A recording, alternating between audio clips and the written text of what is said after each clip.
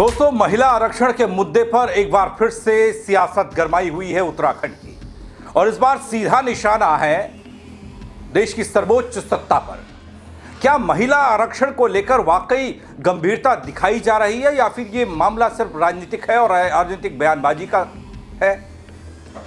दोस्तों, कांग्रेस के प्रदेश के नेता तो नेता, दिल्ली से पहुंच रही तमाम नेताओं की वो फौज भी अब बीजेपी को उत्तराखंड में आकर कोस रही है। सुप्रिया सुलेह पहुंची थी, प्रधानमंत्री पर तीखे सवाल दागे, बड़े आरोप लगाए, महिला आरक्षण को लागू करने की राह में सबसे बड़ी बाधाएं बता डाली और खुद सरकार को बताया, कहा सरकार की नीयति नहीं है, ऐसी नीतियां नहीं है। अब सवाल यह है कि क्या महिला सशक्तिकरण के इस अहम मुद्दे पर सियासत हावी हो रही है? कहीं ना कहीं देरी और अड़चनें भी मौजूद हैं। महिला आरक्षण पर उठे इस सियासी तूफान ने एक नई बहस को छेड़ा है, जिसके जवाब अब पूरे देश को जानने हैं, क्योंकि उत्तराखंड में पंचायतों में महिला आरक्षण की स्थिति साफ है। देश में महिला आरक्षण को लेकर एक नया बवाल है, लेकिन उत्तराखंड में एक अलग तरह से मांग उठ रही है। वो ये कि भाई, देश में नहीं हो रहा है, अगर बीजेपी इस पूरे मामले पर इतनी संजीदा है तो फिर वो उत्तराखंड में ही लागू कर दे। प्रदेश कांग्रेस अध्यक्ष गणेश गोदियाल ने यहां तक कह दिया कि अगर उनकी सीट महिला आरक्षित होती है तो अपनी सीट तक छोड़ देंगे। पूरी खबर क्या है बताऊंगा आपको अपने इस रिपोर्ट के जरिए। नमस्कार, पहला आंख में पंकज रौतेला, आप देख रहे हैं उत्तराखंड न्यूज।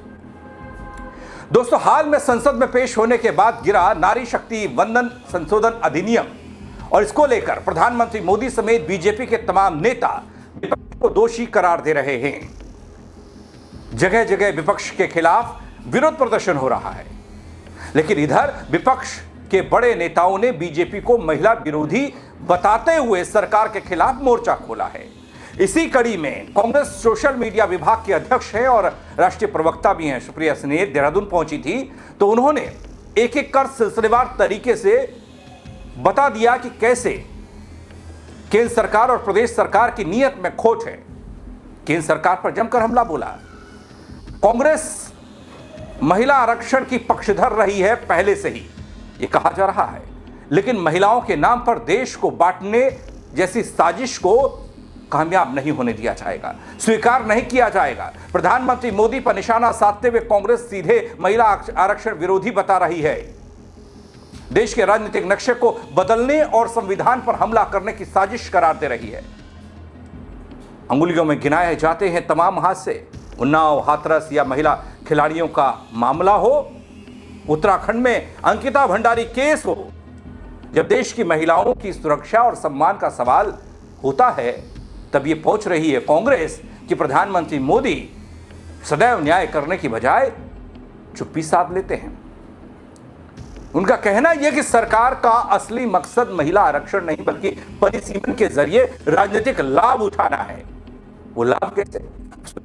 उत्तराखंड दौरे पे कितनी जगह देश भर में इस तरह के कार्यक्रम आयोजित हो रहे हैं और किस तरह का मैसेज जाएगा? आज 29 जगहों पर कांग्रेस की महिला नेत्रियां प्रेस वार्ता कर रही हैं, नरेंद्र मोदी का पर्दाफाश कर रही हैं, उनकी महिला विरोधी जो सोच और असली चेहरा है उसको उजागर कर रही हैं। असलियत यह है कि नरेंद्र मोदी जी के पास आज भी मौका था, पहले भी था। 543 सीटों में से 181, एक तिहाई सीट महिलाओं के लिए रिजर्व करिए।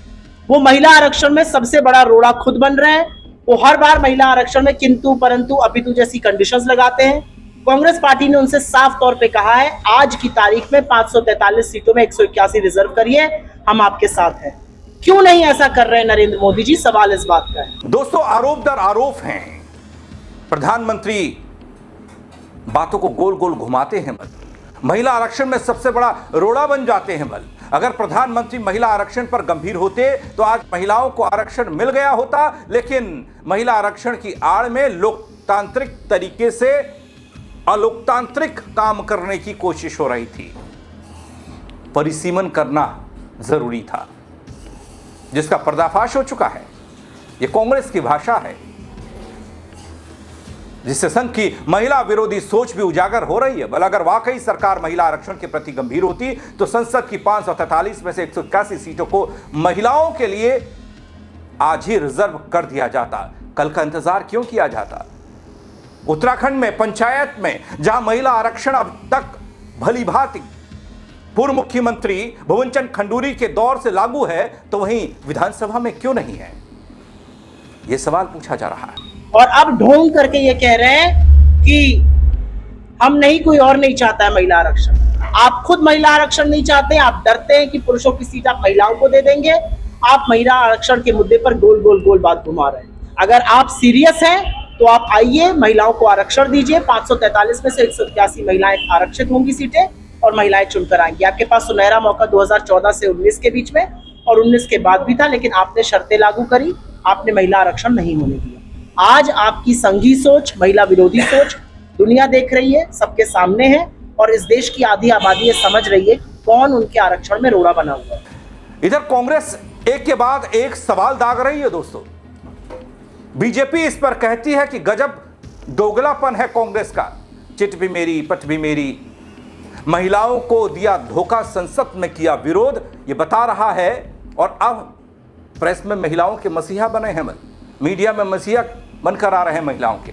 लिपापोती हो रही है, कांग्रेस कर रही है, ये बीजेपी आरोप लगा रही है, सवाल कर रही है, क्या राहुल गांधी सुप्रिया श्रीनेत के लिए अपनी सीट छोड़ेंगे? देखिए, कारपेट की दुनिया में रहने वाली सुप्रिया श्रीनेत आज प्रेस करके कहती है कि आम की टोकरी में से महिलाओं को क्यों नहीं दे देते, और उनके अध्यक्ष कहते हैं कि यहाँ उत्तराखंड के अंदर जो है 70 सीटें हैं, भारतीय जनता पार्टी उसमें 33% आरक्षण दे। हमने तो पहले ही कांग्रेस से ज्यादा यहाँ पर महिलाओं को टिकट दे रखे हैं, अपनी पार्टी में 33% आरक्षण दे रखा है। अब कांग्रेस बताए कि वो कितने टिकट महिलाओं को देती है, 1 या 2 के अलावा अगर वो टिकट देती हो महिलाओं को, तो सबसे बड़ा दिन तो कांग्रेस दिखाने का काम करे, जो महिलाओं की हितैषी बनने की कोशिश कर रही है। संसद में तो आपने जो है महिलाओं को दरकिनार करने का काम किया, उनके खिलाफ विरोध करने का काम किया, उनका मजाक उड़ाने का काम किया, और आज आप लिपापोती कर रहे हैं। खिसियानी बिल्ली खंबा नोचने वाली जो स्थिति अब कांग्रेस की हो चुकी है, अब सफाई देकर के आप बता रहे हैं कि हम तो बहुत बड़े महिलाओं के मसीहा हैं, बहुत बड़े हितैषी हैं, जबकि सच्चाई ये है, अगर आप चाहते तो 70 सालों तक आप महिलाओं को वंचित नहीं रखते विधानसभा और लोकसभा से, लेकिन आपकी मंशा नहीं थी। आपने पहले ही आरक्षण के खिलाफ 2011 में सोनिया गांधी ने स्पष्ट कर दिया था, जब सबने विरोध किया कि आरक्षण नहीं हो सकता ओबीसी का, तो आज इस ओबीसी के आरक्षण को लेकर के विपक्ष किस तरीके से पेच फंसाने का काम कर रहा है, ये पूरे देश की मातृशक्ति जानती है। दोस्तों, महिला आरक्षण को लेकर सियासत अब और तेज होती नजर आ रही है। एक तरफ कांग्रेस इसे महिलाओं के अधिकार और संविधान से जोड़कर सरकार पर हमलावर है, तो वहीं बीजेपी इसे विपक्ष की राजनीति और विरोधाभास कराते रही है। क्या महिला आरक्षण वास्तव में लागू होने की दिशा में आगे बढ़ रहा है, या फिर यह मुद्दा भी सिर्फ राजनीतिक है, आरोप प्रत्यारोप की भेंट चढ़ रहा है? संसद से सड़क तक फैली इस बहस ने यह साफ कर दिया कि महिला सशक्तिकरण का मुद्दा जितना अहम है उतना ही संवेदनशील भी है, और अब देश की निगाहें इस पर टिकी हैं कि सरकार क्या कदम उठाती है और क्या महिलाओं को उनका अधिकार समय पर मिल पाता है या फिर नहीं। देश छोड़िए, क्या उत्तराखंड में आने वाले विधानसभा चुनाव से पहले महिलाओं को और सशक्त बनाने के लिए विधानसभा में भी महिला आरक्षण को लागू किया जाएगा? ये एक बड़ा सवाल कांग्रेस दाग रही है प्रदेश बीजेपी पर। वो कह रहे हैं छोड़िए, वहां तो देश था, उत्तराखंड की बात करिए, उत्तराखंड में हम आपके साथ हैं, अब लागू तो करिए महिला आरक्षण। दोस्तों, इस पूरे महिला आरक्षण के बवाल पर और क्या इसी बिसात पर अब अगला चुनाव बीजेपी बनाम कांग्रेस 2027 उत्तराखंड विधानसभा चुनाव होने जा रहा है, होगा? इन आरोप प्रत्यारोपों और महिला सशक्तिकरण को लेकर दी जा रही दुहाइयों को लेकर आप क्या कहेंगे? अपनी राय कमेंट के जरिए जरूर दीजिएगा। दोस्तों, खबर को शेयर कीजिएगा ताकि महिलाएं भी बता पाए कि क्या होना चाहिए, पुरुष भी बता पाए कि कहां गलत हो रहा है। देश छोड़कर उत्तराखंड में क्या उत्तराखंड की सियासत महिला आरक्षण को आगे बढ़ाने का काम करेगी? फेसबुक पर देख रहे हैं तो फॉलो कीजिएगा, यूट्यूब पर देख रहे हैं तो सब्सक्राइब कीजिएगा। मेरे साथ जुड़ने के लिए दगड़ियों बहुत शुक्रिया। जय उत्तराखंड।